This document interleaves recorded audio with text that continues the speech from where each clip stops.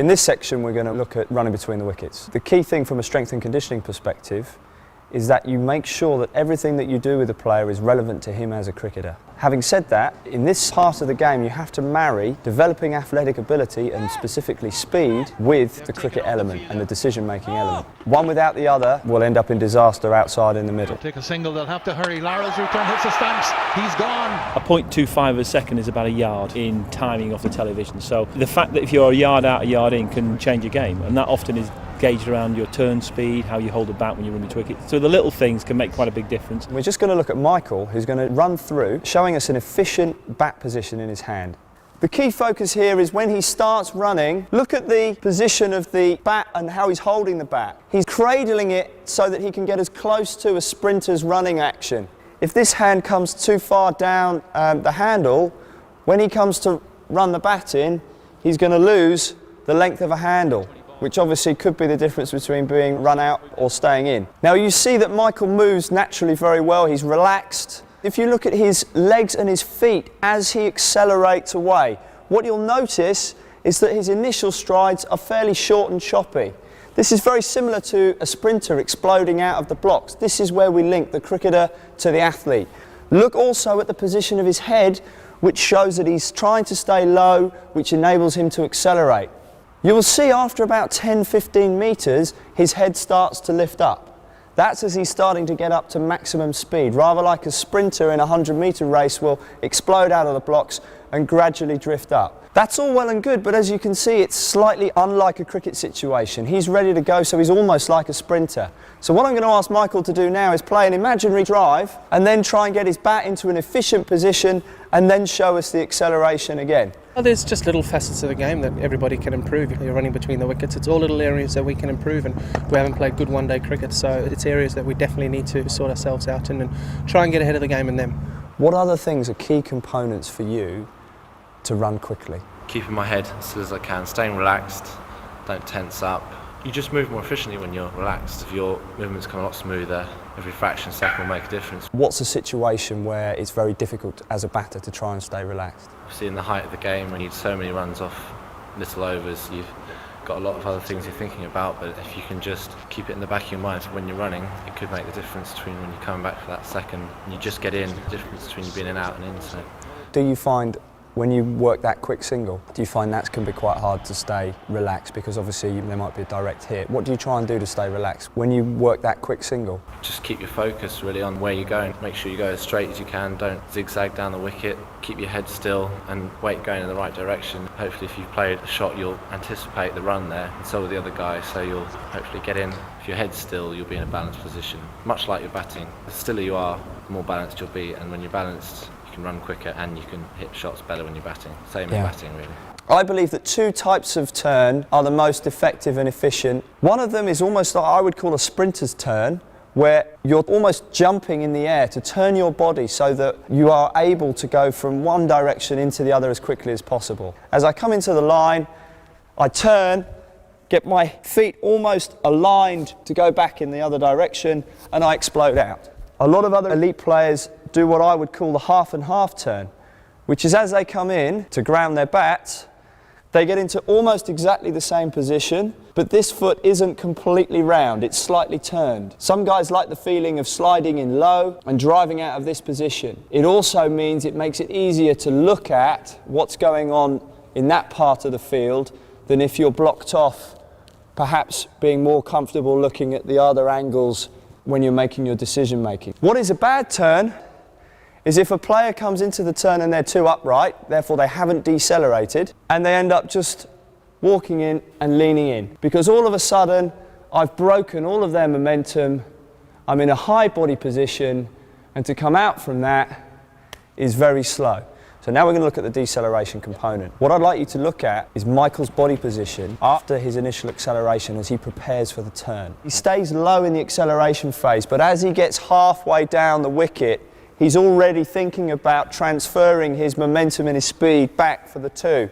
So watch as his body gets lower, and particularly at his feet as he prepares to decelerate under control and then put the turn into practice. It's quite a high level skill that needs drilling and practicing. Clearly things change when we work the ball to another part of the field, and you might want to look to turn the other way. On a cricket pitch you'll have a 5-foot marker. We've marked that with a green cone there. The cone's there because you should be looking to turn before you get there, making sure you're as low as you can and then really exploding out from the crease. It's just a guideline for the batsman to know when you should be very ready to do your turn. You've got to clearly maximise the first 12 yards as acceleration, and then you're going to try and maintain that speed and then start decelerating, but without losing too much speed. So you want to leave it quite late so that you can then transfer the energy back in the other direction, and then you're going into another acceleration phase. I would imagine as well, when you're looking in the modern game to push teams as much as you possibly can in the field, by running the first one really quickly and nailing the turn, you've got more chance of turning a 1 into a 2, a 2 into a 3. And in first class cricket, elite level cricket, international cricket, 5-10 runs in an innings is the difference between winning or losing. It's an area, you know, certainly in this series with India, we know that we're the younger of the sides, probably a bit fitter, I would have thought, and it's an area that we can steal maybe 10, 12 runs in the game. What I'd like to do now, just so we can have a look, can you show us a run 3 so that we can look at the acceleration phase into a deceleration and a turn, and then the process repeated as we run a 3. Perhaps on the third one you might have taken a moment to look up, pause, because on the 3 it's always, are we going to get there, are we not going to get there? But then obviously when you pause, it's very important that if you've taken a bit of time, you've got to make sure that all your acceleration is fantastic so that you do get in. To be able to get into the acceleration and deceleration and turning positions. For example, I've just seen you on your turn, your other hand touches the floor, which is how low you get. They're very explosive positions. In the winter, what would you do to try and get into shape to be able to execute that in the summer? You'd be doing some overload training with some cables behind you to sort of give you a force to pull against, so when you take that away, you'll be quicker at it. Practicing your turning, great exercise to do. The key is just being getting as low as you can, really. The lower you are, the quicker you're going to turn. If you can put pressure on outfielders in nipping twos, when you've obviously only hit the ball once, your nipping runs easily. It puts massive pressure on the opposition, and I think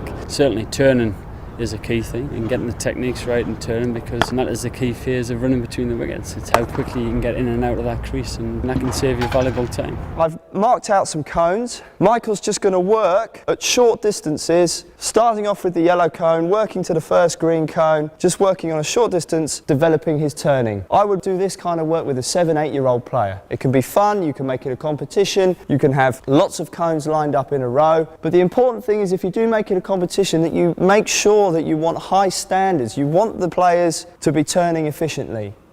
What you will notice is that his hand is on the floor, and if you're looking for a comparison with Olympic sprinting, obviously it's effectively a 3-point start, the turn. So now we're ready to work to the next progression is we've got the bat involved and we've got him wearing gloves. He's going to go over the same distance, but what we're going to do is we're going to adjust the drill a little bit for a couple of reasons. One, to increase the speed to make it more difficult for him, and to make it more of an advanced skill and closer to the real thing. And two, we may incorporate turning on a sixpence in a short distance, doing one turn and then another turn, which also has a conditioning and a technical overload element as well. So what I want you to do now is we're going to go to doing 2 turns. So you're going to do a turn at the far cone, which is about 7 or 8 metres away, and then come back and turn. And I want you to do 2 turns at each end. Now we're going to take it over the full distance. We're going to get him travelling in from 22 yards. I've got him fully padded up with his helmet on. And I'm also going to hold this pole at a low level to encourage him to get low underneath the turn. So you just want to hold it at a steady height, and you may lower it as the player gets more confident. The key issue with players wearing pads, and you'll see this with youngsters particularly, they'll do all the technical stuff running between the wickets absolutely perfectly, and then suddenly you'll put a pair of pads on them and they'll start running with straight legs because it feels funny and unusual. So you need to make sure that they've got the kit on correctly and they're not wearing under 11 pads when they're under 8s, because otherwise it's going to totally negate all of the quality work that you're doing. We've got the cones marked out again like we had for the turning, so if you could perhaps talk us through what you would do as a non-striker to be ready to support the guy at the other end running between the wickets as quick as possible. Well, the rules state that you can leave your crease once the bowler has got into his coil position when he's bowling. You can look back, and as soon as he gets into that position, you want to be getting as far down the wicket as you can, especially in one-day cricket. Absolutely, and I suppose the only dismissal that you're open to is if the ball gets drilled straight back and he gets a lucky hand on it and it hits the stumps. But you can't completely eliminate that risk. You come out the crease and you want to be ready to sprint as quick as you can. If you're standing up like this and then there's a 1, you have to go down, and then that adds extra time to your time between the wickets. Yeah. So basically just being ready to run or say no as soon as possible. Let's watch Michael running between the wickets from the non-striker's perspective. So you're just going to run a 2 as the non-striker. I believe it's very likely that if you get things absolutely perfect when you're not under pressure and you drill them, and then you take it into drills that are much more live and realistic to the game, you're going to be successful when you go out in the middle.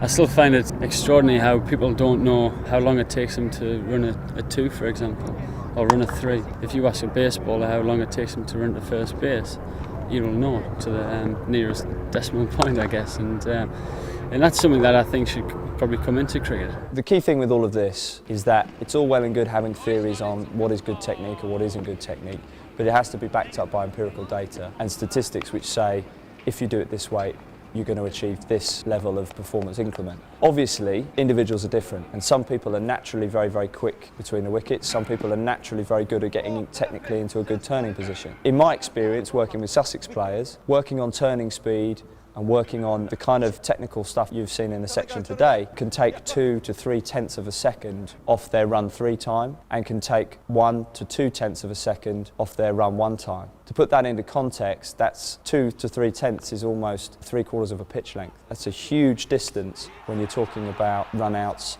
and the premium that's put on getting runs under pressure, with fielding sides getting more and more advanced. At Sussex, we pride ourselves on the strides that we're making in one-day cricket. We've put a lot of emphasis on trying to